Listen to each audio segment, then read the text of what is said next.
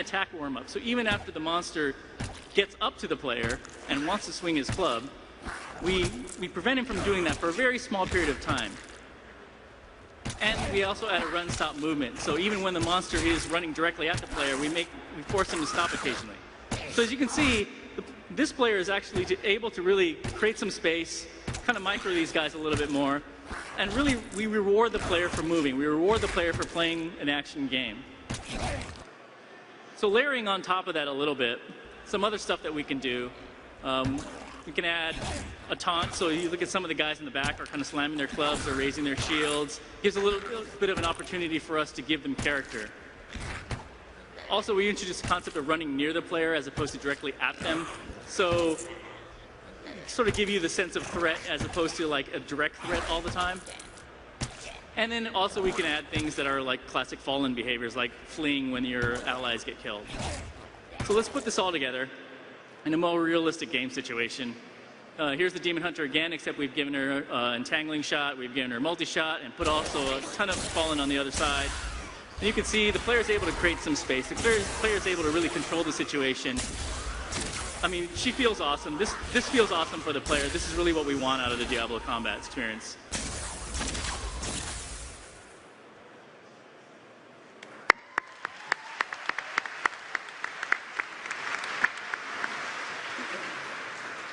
Hi, my name is Christian Leitner. I'm the art director, and I'm going to walk you guys through tools of instruction. So customization is a huge part in Diablo 3. We're really trying to push that a lot and give the player a lot of choices so you guys have a lot of interesting things you guys can do to your characters. And this obviously starts, first of all, with our armor sets. And what you're seeing here is one of the little bit more advanced armor sets for the Barbarian. In the background, you can actually see the concept that started this armor set. And that was done by our very own Josh Tallman here on our panel. And what we're trying to do when we design these armor sets initially is that we're really trying to come up with a lot of variety. We're trying to make sure that it is very distinct for the class. This is an armor set obviously for the Barbarian. It's a little bit more ornate than maybe you would expect from a Barbarian, but it still feels very much like it would be a Barbarian. He's got cut off elephant heads on his shoulders, if you notice that. And at this stage, really, a lot of the things we really pay a lot of attention to is that while we want to give you guys a lot of choices, we also want to make sure that it still feels very much like the class. Here's another armor set that we have for the Witch Doctor. And again, you can see the scary mask concept that was initially done for this in the background. And in the foreground, you actually see the 3D model that's in-game. Again, very specific to the Witch Doctor, feels like the Witch Doctor, and it's just something that really gives you that flavor for that class. Again, it's very important that we keep that flavor going. Another thing that's very, very important on these character sets is silhouette. We want to make sure that from the game cam, it reads really, really well. In this case, you can see the big headdress, these spider legs sort of sticking out of the helmet. It's very iconic of the Witch Doctor, but it also reads really, really well. You want to be able to see who's wearing what armor set when you're playing with your friends, co-op online, and really have fun with that. Another example would be this. Again, this is a barb armor set. You can see the shoulder pads are really strong. They define the silhouette really, really strongly. And again, you probably won't miss him when he's running past you in a dungeon. Another thing is to, every once in a while, we try to push the envelope a little bit. The Witch Doctor is a good opportunity for that. We look around and we sort of get ideas for what we could do with a class that would maybe push an interest level or the particular thing that really epitomizes this class a little bit more. In this case, we had this crazy idea from our concept team that what if the armor moved? What if it had these sort of like these tentacles on the shoulders and on the headrest that would actually be moving? So what you see is a concept on the bottom there, or on the left, excuse me, and the 3D model on the right. And we actually built it. It's one of our favorite sets. And in motion, it actually ended up looking like this. Yeah. So you can see it's really creepy looking, and again, it's going to look really great from game cam as you're playing this stuff. Of course, what's all this epic armor without epic icons? Nothing. Yes. Mike does our icons. So what you can see here is the icons actually match, obviously, the 3D model. So as you put your icons on the paper doll, it will show up on the 3D model to the left. What's nice about this too is that the different looks for the armor sets actually match across the classes. What I mean by this is the exact same armor set on the wizard as it is on the barb, and on the barb you can see the icons matching the barb set, and on the wizard it matches the wizard set. So it's very nice because there's no disconnection between putting the armor on the character and what it actually ends up looking like on the character.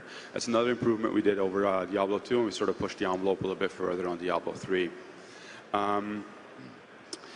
Another thing is that we're giving the players to do is customization, and we really feel like this is something that we're very proud of. Yeah.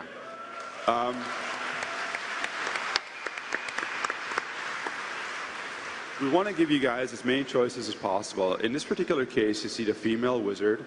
On every armor set, you're going to have a slot that you can dye to a color that you prefer. The dyes you can pick up in the world, either craft or buy, or maybe loot drops. Now, the interesting thing about this, too, is that some dyes are more rare than others. So in this case, you probably could get like maybe a crimson red that is very hard to get, and dye your armor set that way, and it'll really sort of let you show off the thing you got going there. And that's also nice to play in co-op, or even if you're doing PvP. Last but not least, weapons progressions. And here you have a concept on the top. We're showing the one-handed axe, going from very, very simple to a little bit more ornate and fantastical. And usually what we're really considering about this is on the bottom you see the 3D models that match those concepts. What's important to us at this stage is that all the way on the most simple axe, that it reads as a very simple axe. There's not a lot going on. And then as you progress further and further, it feels like you're really upgrading this axe. You're really getting more power and more bang for your buck. In between the choices, we're not so worried about progression necessarily. Mainly what we're worried about at that stage is to make sure that it feels interesting and varied, so that as you're leveling up throughout the game, you have a choice to sort of try out different things and see if they're fun and if they feel right, and even to see if they match your armor set maybe, or things like that. The other thing about these axes or the weapons in Diablo 3 is that we make sure they're themed, and we sort of have a penchant for trying to make sure that maybe they look a little bit more evil or maybe a little bit more nice, and really want to give you guys a lot of bang for your buck when it comes to that. And we do this for all the armor. Like I said, this is just the one-handed axe as an example. And that pretty much puts us to crafting with Jay. Thanks.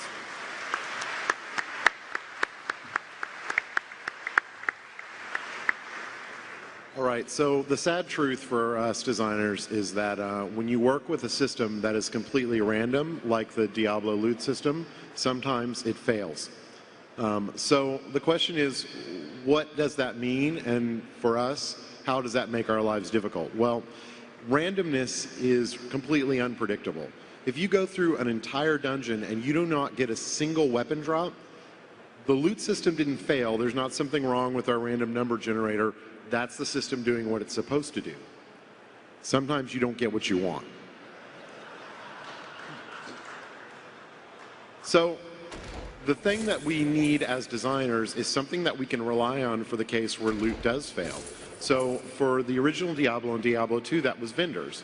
If you didn't get a good weapon or a good pair of boots, you could always go to a vendor and see what they had, and they would have something that is good enough, better than what you've gotten in the world, that can kind of fill in the gaps. We don't care if the player gets the really awesome loot, if they get a streak and jackpot, that's great. But if they don't get good loot at all, that actually can make the game overly difficult and not fun, especially early on. So the purpose of our crafting system is really artisans are vendors 2.0. We looked at them and felt like we could do a lot more with them, that we could have a lot more robust system than just filling in the gaps. So I'm going to introduce you to all of our artisans. This is the Mystic. So the Mystic crafts wands, staves, and other kinds of magic items. She can also enchant items, and she can identify items. So, and then our next one is the Blacksmith, which we've kind of shown before. He crafts armors and weaponry, adds gem sockets. So basically, if you have an item that doesn't have the ability to put gems in it, he can actually add sockets to it so that you can. And repairs items. And now that you've seen kind of two of them, also it's good to point out that when we created these characters, we were really focused on making real people. You know, they're not, we tried to not make them generic. They're very distinct. They have strong personalities, and they have a lot of opinions about the world they're in, how they view, you know, Sanctuary, how they view you and your actions. So it's just one more example how, even in small ways, everything we touch, we try to permeate the game with story. So, and this is a great example. The jeweler, a greedy old man, he crafts rings and amulets, combines gems together, and can desocket gems. Basically, he can take an item that has gems in it, and for a small fee, he can pull the gems out of it. So, and that preserves the gems and the items. So you can always feel free to socket your gems in your items and use them. Was one of the things, we love the idea of kind of combining gems together and collecting them. That was really prominent with Diablo 2 gameplay, but we didn't like that it made you not want to use your gems. So we want you to use your gems, but we also want you to collect them and upgrade them. That's also why the jeweler can combine gems and make higher quality ones. So exactly how many gems? A lot.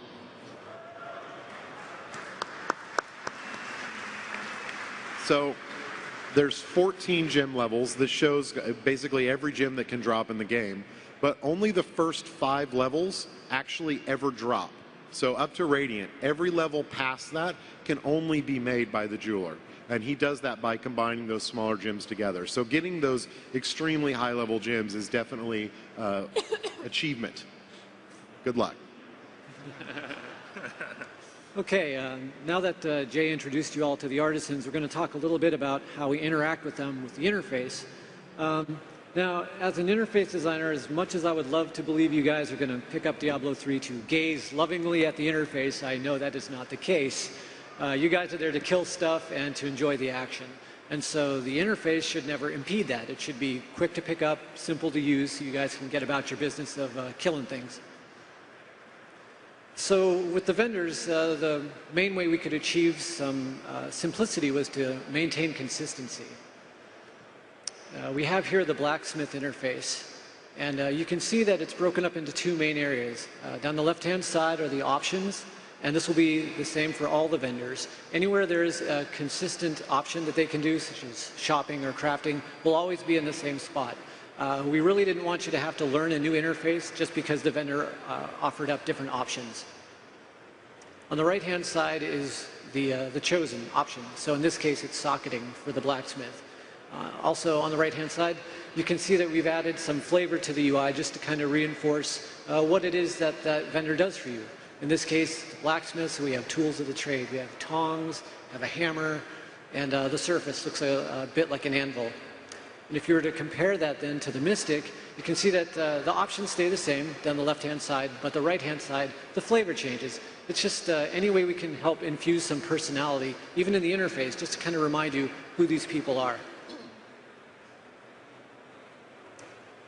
Now, crafting is something that we're going into in a different angle this time with Diablo 3, and we're pretty excited about it.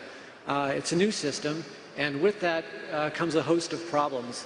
And I'm going to kind of go through the process a little bit just to show you how we make the interface. So the first stage is an early mock-up.